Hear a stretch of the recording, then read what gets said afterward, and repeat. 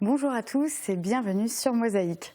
La culture manga et le Japon, c'était les deux thématiques du quiz Olin Geek. Plusieurs équipes ont participé à ce quiz samedi à la médiathèque de Sarreguemines. L'occasion de tester leurs connaissances sur tous les genres et tous les supports liés à la culture du pays du soleil levant. Et la victoire est revenue à la team Maki. On va en reparler, mais avant, voici le sommaire de l'émission. Avec l'agglo, plus belle la vie. Au sommaire aujourd'hui, que s'est-il passé ce week-end? Carnaval joue notamment les prolongations à Hambach. Zoom sur le quiz Olin Geek, une après-midi pour tester sa culture du manga et du Japon. Partons à la découverte des trésors cachés de notre patrimoine, notamment avec les résultats des fouilles archéologiques de la chapelle des Petites Carmes et du musée de la Cour d'Or à Metz. Ce week-end, le Sarreguemines Football Club rencontrait Pagny-sur-Moselle en championnat de CFA2. Malheureusement, le SFC n'a pas réussi à s'imposer. La petite histoire s'intéresse à la place de l'abattoir devenue aujourd'hui place de la République à Sarreguemines. Cette tendance défie les années, les prestigieuses voitures anciennes se refont une beauté à Frémin-Merlebach. Pour notre recette du jour, Lilou Kuhn prépare des croissants au boursin et au saumon fumé. Souvenez-vous, il y a 10 ans, nous luttions contre la grippe aviaire. Mosaïque avait réalisé un reportage à Calhausen concernant les mesures de confinement des volailles imposées dans toute la France. Replay. Vos données sont accessibles où que vous soyez, avec ou sans votre ordinateur. Pour les pros, la solution, c'est le cloud ID Réseau. Lorsqu'il n'est pas possible de confiner les volailles, celles-ci doivent être nourries et abreuvées à l'intérieur d'un bâtiment ou au moyen de distributeurs protégés afin que les oiseaux sauvages éventuellement atteints par le virus H5N1 ne puissent ni accéder à ces dispositifs ni les souiller car le virus se propage par les fientes des oiseaux. Martine Thaler possède un élevage de 16 poules et 3 coqs à Calouze. Suite à la découverte d'un premier cas de canard sauvage atteint du virus H5N1 et donc à l'arrêté du 16 février 2006, Madame Thaler a confiné ses volailles à l'intérieur d'un même poulailler. Et la grippe aviaire n'est pas qu'un lointain souvenir. 72 foyers d'influenza aviaire hautement pathogènes ont été identifiés dans 8 départements, notamment dans le sud-ouest de la France. Un nouvel arrêté ministériel a été publié le 16 janvier. Son objectif, nettoyer et désinfecter l'ensemble des zones à risque, ce qui impose aux éleveurs de ne pas réintroduire leur caneton pour le moment. Ils ont donc manifesté à Toulouse pour demander l'abrogation de ces mesures. L'affaire reste à suivre. Voyons maintenant les prévisions météo pour demain. 34% des accidents du quotidien ont pour origine les loisirs et le jeu. Assurance accident de la vie, la sécurité par tous les temps.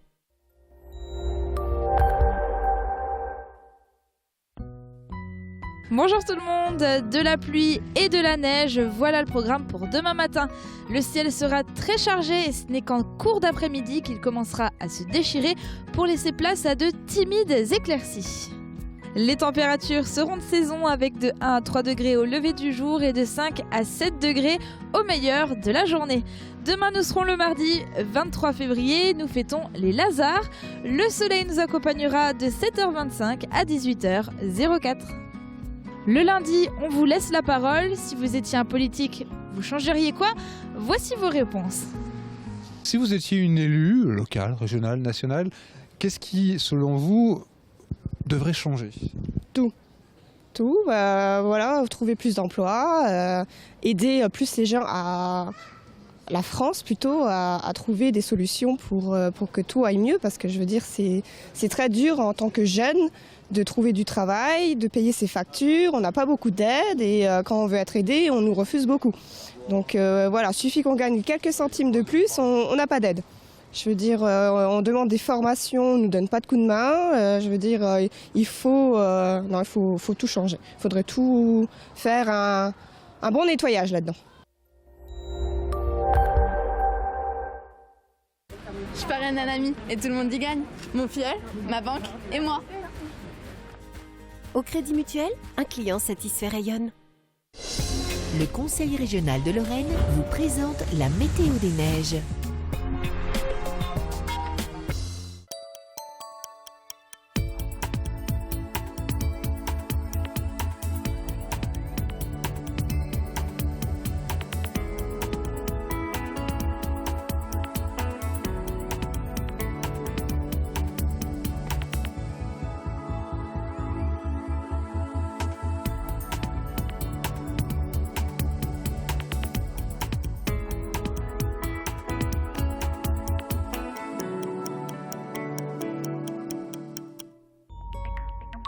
Retrouvez toutes les informations sur l'enneigement de vos stations préférées sur www.bulletin-d-neige.com. Le Conseil régional de Lorraine vous a présenté la météo des neiges. Comme toujours, Mosaïque a décortiqué pour vous les sujets de la presse écrite locale. En page régionale, le Républicain lorrain consacre une page spéciale aux commémorations de la bataille de Verdun. Pour marquer ce centenaire, de nombreux bénévoles ont rejoué les premiers assauts. 600 personnes étaient présentes hier, sous la pluie et dans la boue, pour une commémoration émouvante. Chez nos voisins, c'est la piscine olympique de Forbach qui fait l'actu. Tous les dimanches matins, un bassin est réservé aux enfants. L'objectif, faire tomber l'appréhension de l'eau, une initiative qui connaît désormais l'affluence du public. En page locale, le journal nous présente le 4e salon du shopping à domicile et du bien-être. 1500 personnes se sont déplacées à la Corderie de Sarre-Union pour découvrir les nouvelles tendances. On va reparler des événements qui se sont déroulés sur le secteur. Voici le JT de Mosaïque.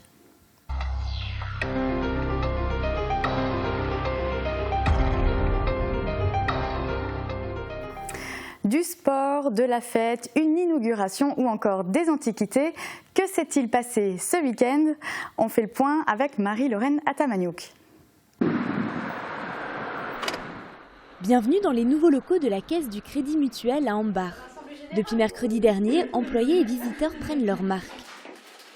Inaugurée vendredi soir, l'agence propose un accès aux personnes handicapées et un libre service bancaire de 6h à 22h.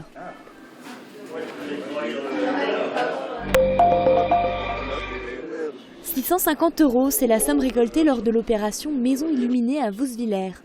Un montant en hausse par rapport aux 2 années précédentes. Claudine et Paul Dalem, à l'initiative du projet, remettent le chèque à l'association familiale d'aide aux enfants inadaptés.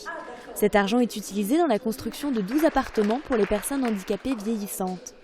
La Maison illuminée devrait à nouveau se parer de milliers d'ampoules les week-ends du 25 et 26 novembre 2016. Et on pourra même y rencontrer la chanteuse Eni Cindy en Reine des Neiges, ainsi que son compère Olaf.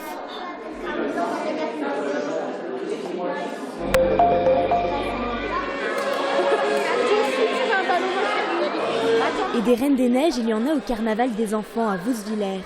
Organisé par la mairie et le tennis club de la ville, l'équipe de Mission Possible avec l'ours Booba et Jackie le clown anime les festivités.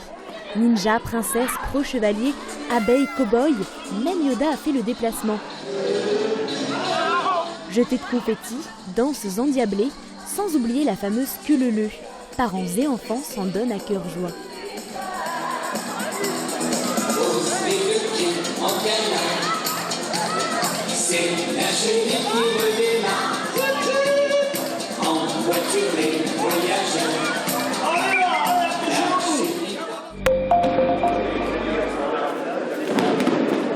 Mettre au tapis, c'est aussi l'objectif d'un art martial japonais, le judo. Le 11e stage annuel du judo club de Sarreguemines accueille toutes les couleurs de ceinture. De 13 jusqu'à près de 70 ans, les judokas écoutent et mettent en pratique conseils et techniques de 3 experts internationaux. Jane Bridge, première féminine championne du monde de l'histoire du judo en 1980, Frédéric Dambach, ancien international et champion de France 2e division, et Hiroshi Katanishi, ancien entraîneur national. Un perfectionnement de haut niveau pour plus d'une centaine de judokas, venus parfois de très loin, comme Paul qui a fait le déplacement depuis Llanelli, au pays de Galles.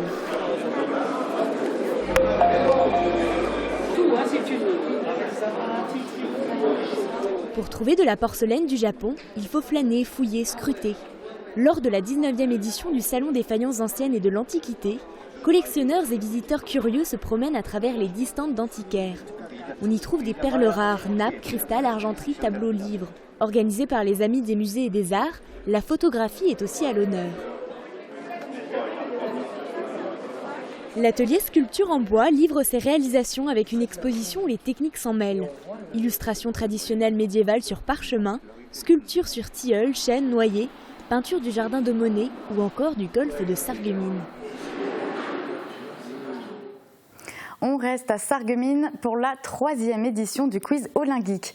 Saki, Maki et Tofu, ce sont les noms des équipes qui se sont affrontées sur le thème de la culture japonaise. Quiz, blind test et questions de rapidité se sont enchaînés à la médiathèque. Reportage de Marie-Lorraine Atamagnouk et Guillaume Dumonteil. Quel est le pouvoir du héros du manga Le Prince des Ténèbres? Vous ne le savez pas? Rassurez-vous. Les participants au quiz Olingeek, malgré leur passion pour la culture japonaise, ont longuement pédalé dans la choucroute avant de trouver la réponse à cette question. Sachez donc que le jeune lycéen Ando est ventriloque. Les bandes dessinées, le cinéma japonais, les jeux vidéo ou encore la géographie du pays du soleil levant. Voici quelques-uns des thèmes abordés dans ce questionnaire. Cette variété dans les questions posées témoigne de la diversité des connaissances des participants au jeu. Je pense que c'est typique de tous les gens qui s'intéressent aux univers dits geeks, c'est-à-dire qui sont intéressés par beaucoup de choses, que ce soit les œuvres qu'ils regardent, qu'ils lisent. Et puis ces œuvres-là les amènent à s'intéresser à d'autres choses. Les mangas et les jeux vidéo, c'est quelque chose que j'ai connu depuis mon enfance, très tôt même. J'adore l'imagination qu'ils ont dans leurs mangas, l'idée de puissance, le travail des personnages, tout ça. Dans les romans américains et tout ça, ils sont aussi très travaillés, mais j'aime bien aussi le côté BD. C'est pour ça que j'en lis énormément. Les savoirs de Jordan et des membres de son équipe leur ont permis de remporter le quiz Olingeek. Pour ce jeune homme, il s'agissait tout simplement de sa 3e victoire en autant de participations. Déjà, il y avait une bonne ambiance, c'était très bien. Ça m'a permis de tester mes propres connaissances sur la culture japonaise. Ça m'a permis aussi d'en apprendre d'autres que je ne savais pas et ça m'a impressionné. Sa soif de connaissances n'est pas encore tarie. Tout porte à croire qu'il reviendra encore plus érudit lors de la prochaine édition de ce quiz. Avec cette animation, la médiathèque communautaire démontre une nouvelle fois la diversité des événements qu'elle organise.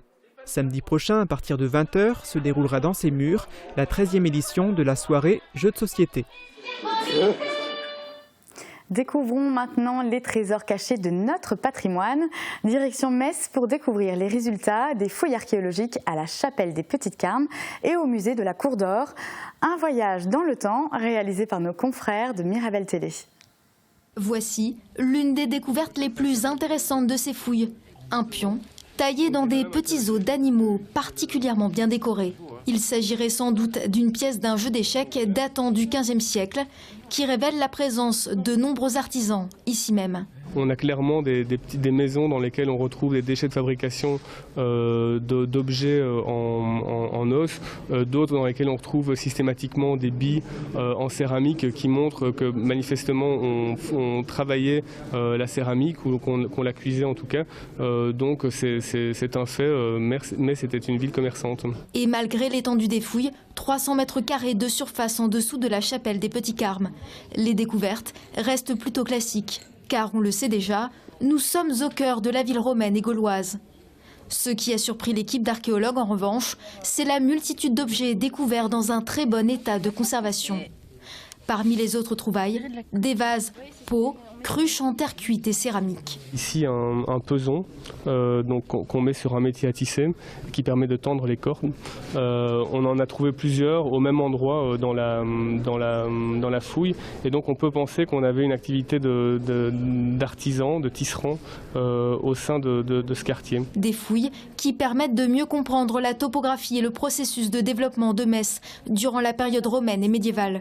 Ces petites étiquettes au sol représentent les structures identifiées par les archéologues. On peut trouver les niveaux d'habitat, les endroits où il y avait de l'habitat, les endroits où il y avait des activités, par exemple, je sais pas, de métallurgie ou des choses comme ça, en fonction de ce qu'on trouve dans les structures. Simon Sedelbauer est chargé de suivre l'évolution du chantier. Des fouilles qui permettent d'identifier les différentes couches de sédiments, des plus récentes aux plus anciennes. Ça nous permet surtout aussi de ne pas mélanger le mobilier et de ne pas se retrouver par exemple avec du mobilier médiéval dans une fosse qui est romaine. Vestiges mais aussi caves et latrines, les sous-sols de la chapelle regorgent de trésors millénaires et ça ne fait que commencer. 4-2, c'est l'autre résultat de notre JT et c'est celui du match Sarreguemines-Pagny-sur-Moselle. Les joueurs du SFC auront joué ce match jusqu'au bout, eux qui voulaient se rattraper après une dernière rencontre ratée. Même si le SFC ouvre le score, Pagny-sur-Moselle ne se laisse pas faire et s'impose. Voici le résumé du match.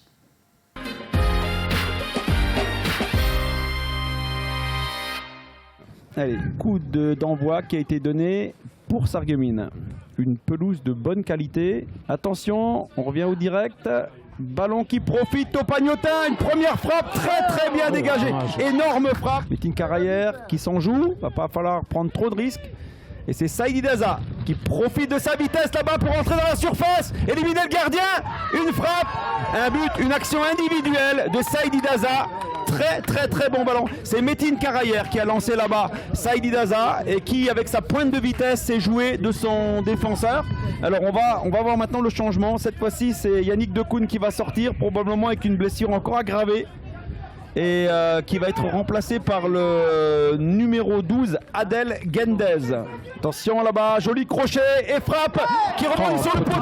Encore une grosse occasion du côté de Pagny. C'est pas terminé, on est toujours dans la surface. Une frappe encore, et c'est le but. C'est mérité. C'est donné. Indiscutablement mérité. Allez, long ballon de Denay qui arrive dans la boîte là-bas, qui va être à la réception. Oui, et c'est un but. J'ai pas vu la déviation, c'est Segbé encore. Segbé, j'ai pas vu cette déviation, c'est Segbé, déviation de la tête. Oh, on est maintenant à la 48e minute de jeu et 30 secondes. But de Segbé, cette fois-ci, c'est Pagny qui a pris l'avantage. Alors je peux vous dire que l'ambiance dans le vestiaire sargueminois était vraiment terrible parce que les joueurs étaient abattus évidemment par ce deuxième but. Et Sébastien Meyer a tenté de réveiller cette équipe en demandant aussi une modification du schéma tactique et en demandant beaucoup plus d'envie, parce que l'envie était du côté de Pagny. Donc Pierre Zimmer qui fait un crochet, qui lève la tête, qui reste toujours sur ce même côté. Segbé, sa pointe de vitesse, il a accéléré, la maman de Marie dans son dos. Grosse frappe, magnifique but de Segbé. Hassan Mbarki dans la surface, allez. Et but du côté de Sarreguemines, c'est Métine Carayer qui vient tout de suite, qui vient prêter main forte à ses attaquants et qui vient marquer ce but de la tête. Ballon qui avait été dévié par le gardien. Et Segbé encore lui, récupère ce ballon et qui temporise, qui donne là-bas sur le côté Undenstock. Non, elle profitera pas. Ah si, grosse frappe, énorme frappe de Sagné. Beau et très bon joueur, Thierry Asni là qui part en dribble. Yayaba qui redonne ce ballon à Saïdi Daza qui élimine le gardien et qui marque 4 buts à 3. Exploit. Long ballon de Florian Trimborn, attention, ça se tire sur le maillot, ça se frictionne. Et l'arbitre qui ne signifie pas la main. Il y avait une grosse main. À mon avis, le sifflet à la bouche pour c'est fini. Pour l'arbitre, c'est le cas. Victoire. Belle victoire.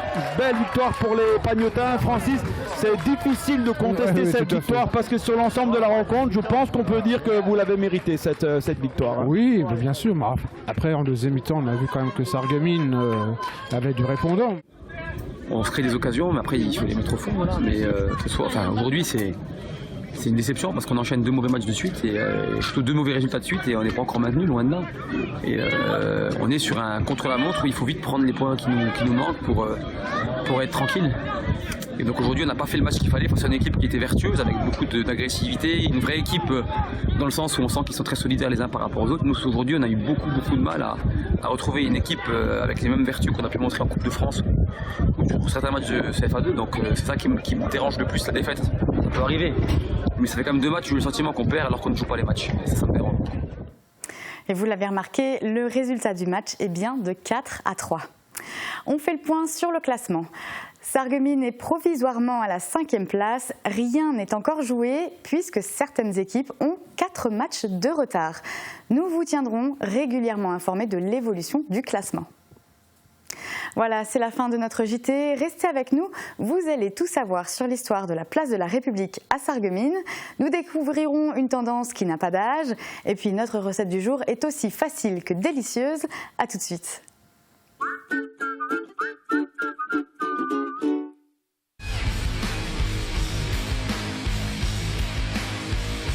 La ville de Sarreguemines honore ses sportifs. Rendez-vous à l'hôtel de ville mardi 23 février à 19h pour cette grande fête du sport. L'entrée est libre.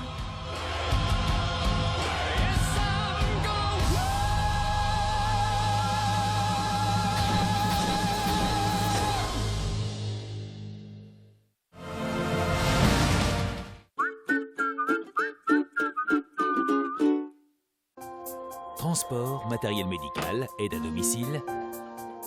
AVS Santé, notre métier, vous accompagner.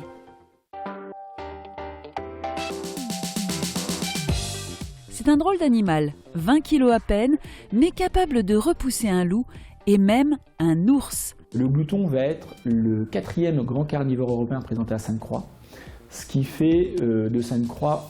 Demain, partez à la rencontre des gloutons, les nouveaux pensionnaires du parc animalier de Sainte-Croix. C'est l'histoire d'une place de Sarreguemines, aujourd'hui transformée en vaste parking. Elle a pendant très longtemps été un centre d'intense activité. La place de l'Abattoir est aujourd'hui la place de la République. Regardez.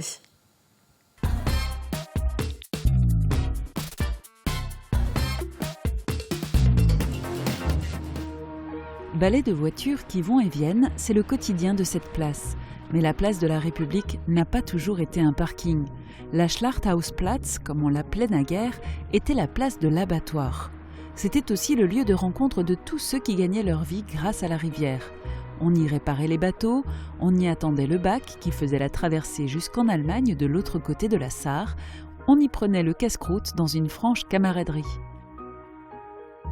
Ceux qui fréquentent aujourd'hui la place ne sont que de passage, le temps d'un petit tour en ville ou à la poste, et n'ont sans doute aucune idée de ce qu'elle fut en son temps.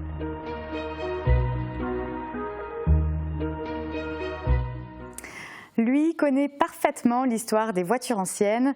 Eric Weiland restaure et bichonne des voitures qui ont parfois un demi-siècle. Direction Frémin-Merlebach au garage Bonne Route. Vive le bois! Mobilier, dressing, escalier, porte, une maison tout en harmonie avec Firsch Menuiserie.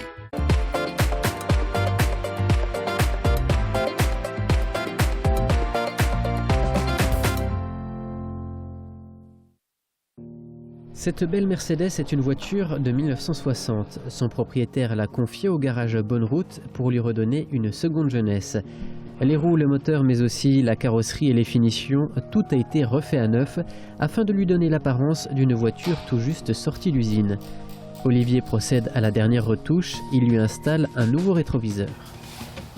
Des voitures comme celle-ci, le garage Bonne Route en a vu passer un paquet. Plus d'une vingtaine de restaurations ont été réalisées ici depuis 2013. Eric Weiland, propriétaire de l'entreprise, se souvient des débuts. La première voiture à restaurer entre ses murs est toujours là, il s'agit d'une Mercedes 300. Elle est arrivée en très bel état déjà, elle a été techniquement complètement refaite. On essaye toujours d'avoir et de garder tout ce qui peut être réutilisé en état d'origine. Depuis, les contrats se sont multipliés. Le garage a acquis de la notoriété auprès des passionnés, en France où il est désormais membre du club Mercedes France, mais aussi à Monaco, en Allemagne ou encore en Suisse. Une restauration classique nécessite entre 500 et 2000 heures de travail. Tout dépend de l'état de conservation de la voiture, parfois il faut aller jusqu'à reconstruire des pièces. Mais dans ce travail, les difficultés commencent dès la négociation avec le client. C'est déjà de tomber d'accord avec le propriétaire sur le tarif pour pouvoir restaurer. Donc ça, c'est déjà une des difficultés. La deuxième serait de trouver les pièces qui sont d'origine. Si elles ne sont pas d'origine, il faut les retrouver sur d'autres véhicules. Pour le reste, c'est de la mécanique et de la carrosserie. De la carrosserie et de la mécanique, mais aussi de la passion qui font tourner le garage Bonne Route. Car dès le départ, le projet avait pour vocation de maintenir en bon état une partie de notre patrimoine, nos voitures anciennes. Si on n'ouvre pas des structures comme la nôtre, bah, tout va s'arrêter, quoi. Donc les voitures anciennes, bah, elles demandent beaucoup d'entretien. Il faut qu'on s'occupe d'elles et il y a encore aujourd'hui des passionnés qui sont intéressés pour les refaire revivre, quoi. Autrement, si on écoutait tout le monde, elle serait déjà à la casse. Cette semaine, c'est Lilou Kuhn qui prépare le menu. Cette collégienne a profité de son stage à Mosaïque pour nous régaler. Et on commence avec l'entrée, des croissants au boursin et au saumon fumé. Regardez. Le conseil, le choix, la pause, les meilleurs tarifs. Avec Agifermeture, vos portes et fenêtres ensoleillent votre maison.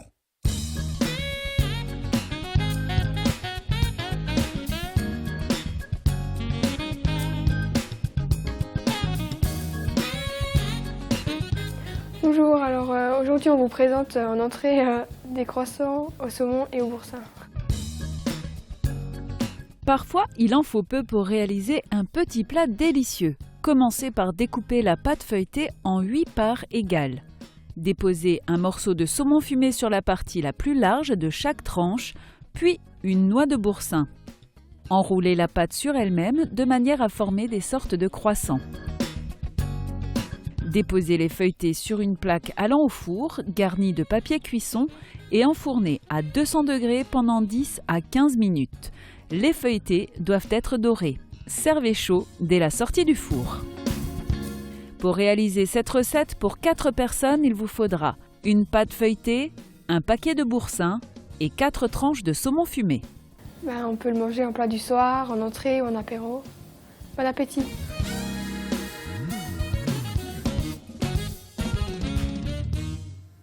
Et sur Mosaïque, on les a goûtés et je vous assure que c'est excellent.